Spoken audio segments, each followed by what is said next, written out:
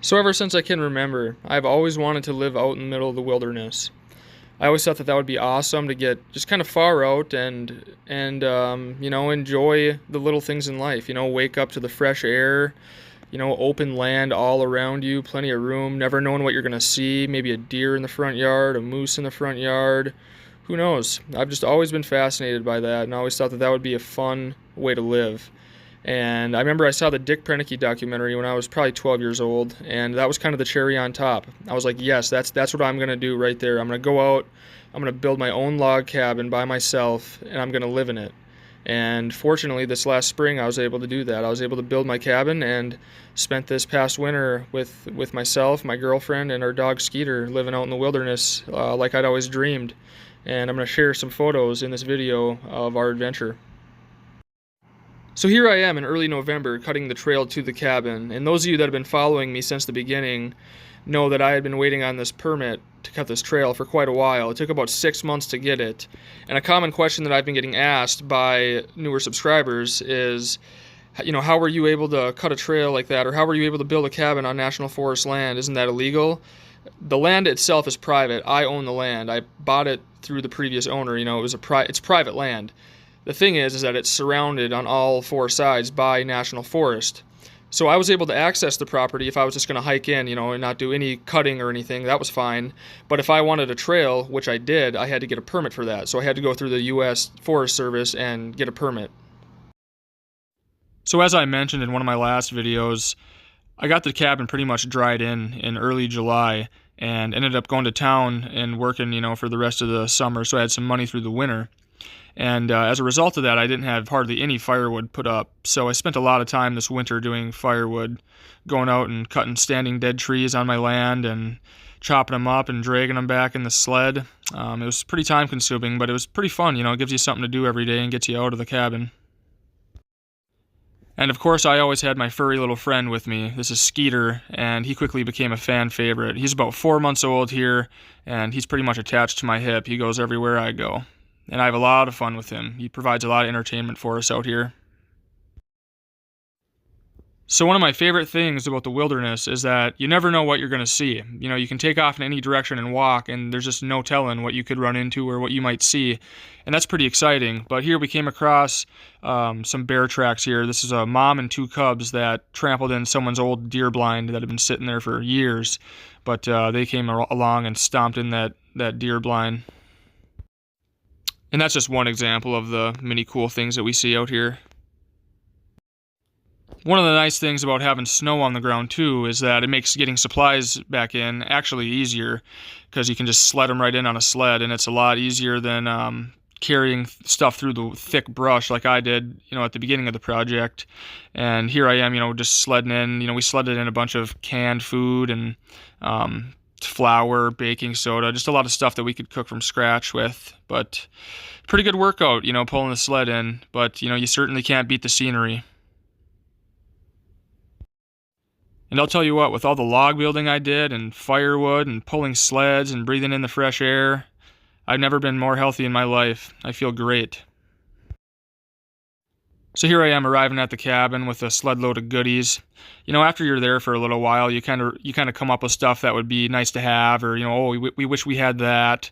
So when we'd make a trip to town here and there, and get stuff that would make our life a lot easier. Then of course, when you're off grid and heat with a wood stove, every time you leave for a while and get back, the wood stove's out, so the cabin's pretty chilly. So here I am getting the fire going. And you can see the steam coming off my back because I was hot from pulling the sled in. And the nice thing about a 12 by 16 cabin is that it heats up pretty fast. By the time I light the fire, it probably takes 20 minutes before it's 80 degrees in there. So it heats up pretty fast, which is nice. And lots of questions that we got asked, were how do you get water, or how do you go to the bathroom? So I'll cover that now. How we get our water is we just melt snow. You fill up that stock pot, pack it as tight as you can with snow, put that on the wood stove, and it'll probably make that about half full, because when snow melts, you only get so much water. So that was kind of a everyday chore, of course, was going out and putting a couple shovelfuls of snow into the stock pot and getting it heated up on the wood stove. And, that was our drinking water, cooking water, and then we had another stock pot that we used for dishes that was pretty much always full. Now, some people might think of that as roughing it, but I never thought it was roughing it. I mean, out here you got plenty of time.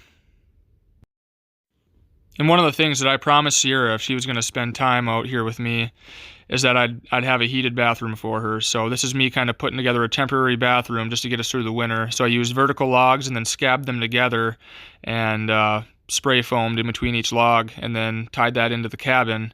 And here I am cutting the hole through the cabin wall.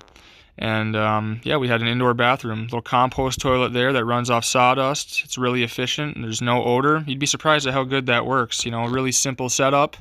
And then I got a little shower that I made that runs off this pump here that pumps from a stock pot, then goes up to the shower head and, of course, allows you to take a shower, and that works really well. And that, of course, is a DC pump, so that hooks up to a battery that we charge with our solar panels. Like I said, Skeeter's a pretty good entertainer, so here he is looking at us through the window, wanting us to come out and play. And we take him for hikes every night. He's a springer, so he needs a good walk every day. And out here, he's pretty much living in dog heaven on earth. He's got endless land to run around, doesn't have a collar, no leash, never in a kennel, eats the good food. So we enjoyed taking him for walks every night. But yeah, I mean, the scenery out here is just beautiful, especially when everything's snow-covered like this. It's like living in a snow globe, and it's a pretty cool feeling knowing that, you're the only people for miles. It's like you got the whole world to yourself. It's really cool. And like I said, we'd go on hikes every night, and we'd pack down the snow with our snowshoes. So it made it easier for us to get around, but also it allowed Skeeter to get around a lot better because he could hardly get around in the deep snow. So we'd make little trails for him out in the woods so then he could have little paths to run on. And we did have our fair share of cold out here, but generally speaking, it was a pretty mild winter temperature-wise. We did get a lot of snow, but didn't have a whole lot of -30, -40 stuff this winter. And I did do a video on my power setup, but a lot of the newer subscribers were asking if I had solar panels and stuff. So these are my solar panels that I charge my batteries with, and then I have a generator here, which comes in handy when it's during the darker winter months. You don't generate a lot of power with your solar panels, so if you've got to power up the generator, you can do that, which is nice. And again, there's my supervisor. I don't think people realize how comfortable you can actually be off-grid. Off-grid's kind of just the trendy term, but I mean, you can still have power with solar panels and a generator. You're just off-grid just means you're not tied to the electrical grid like everybody else, but that doesn't mean you can't have power.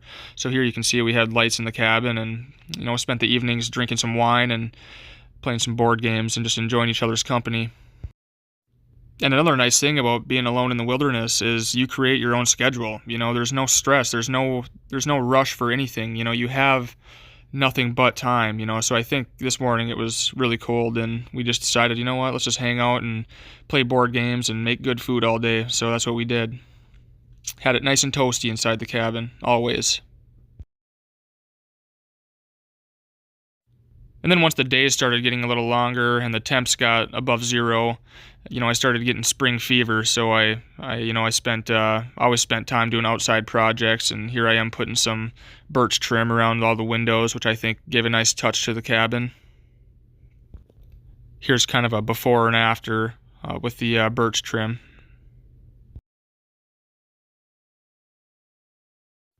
And again, I do want to thank the Little Yellow House for coming up with this awesome logo and sending us these shirts and the wine glasses. That was really nice of her.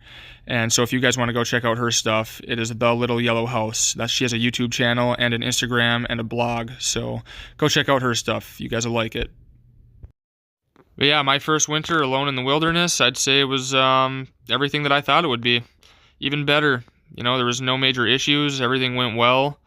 Never had, we were never cold, never hungry, always happy and always healthy. So no complaints. It's been quite an experience out here. But yeah, anyways, the YouTube thing has been a lot of fun. You know, I never expected it to grow as much as it has. I basically started this to show friends and family kind of what we were up to, because we'd get a lot of questions, you know, like, you know, how many logs did you get up, you know, or how many, you know, how does your power work, and, you know, how does the bathroom work, or what do you guys do every day? So I was like, oh, we'll just, you know, let's just start a YouTube channel and throw up some videos. And so yeah, we really appreciate all the support that we've gotten. Can't thank you guys enough. It's been a lot of fun to read comments and meet people, you know, from all over the world. It's been a lot of fun. So we're going to keep the videos coming, and we look forward to making more videos for you guys and seeing your comments. Stay tuned, and thanks for watching.